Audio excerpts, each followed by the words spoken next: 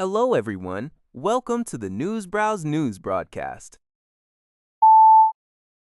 NHK reports that the chair of the Treaty on the Non-Proliferation of Nuclear Weapons, NPT, Review Conference, Du Hung Viet, Vietnam's ambassador to the UN, has expressed a strong determination to encourage international delegates to reach an agreement at the upcoming meeting. The conference is set to begin on April 27th at the UN headquarters in New York, lasting 4 weeks.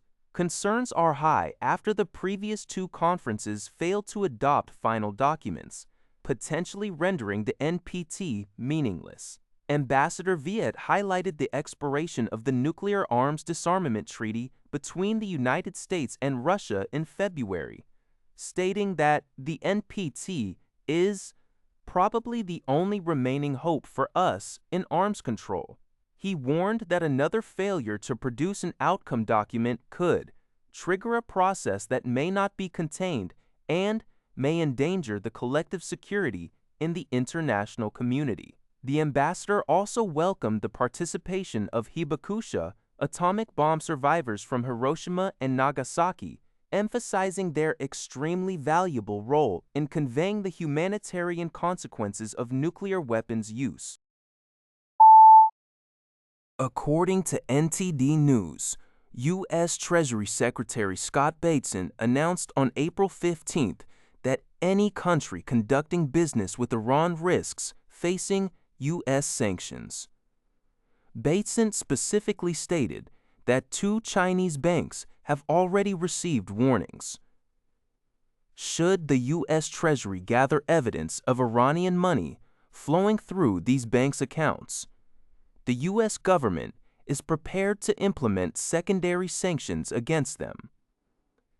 This declaration signals a significant escalation in Washington's ongoing efforts to exert economic pressure on Tehran.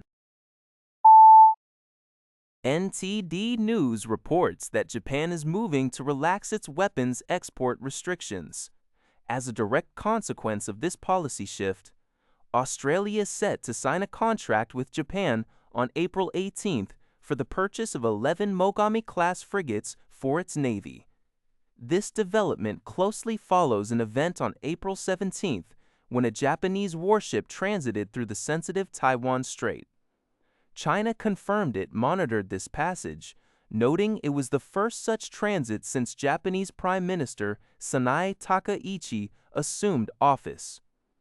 These actions by Japan signal a notable change in its defense posture and its role in regional security.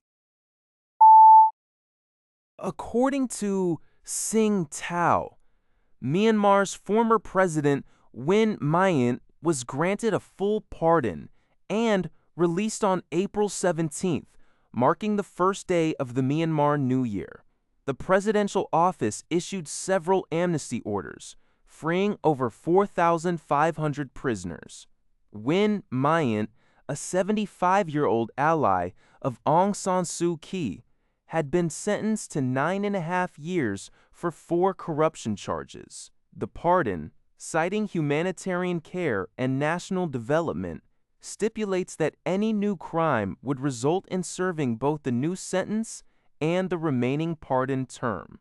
Meanwhile, imprisoned pro-democracy leader Aung San Suu Kyi, aged 80, saw her 27-year sentence reduced by 1/6, or 4.5 years. Her lawyers stated the reduction, but it remains unclear if she will transition to house arrest.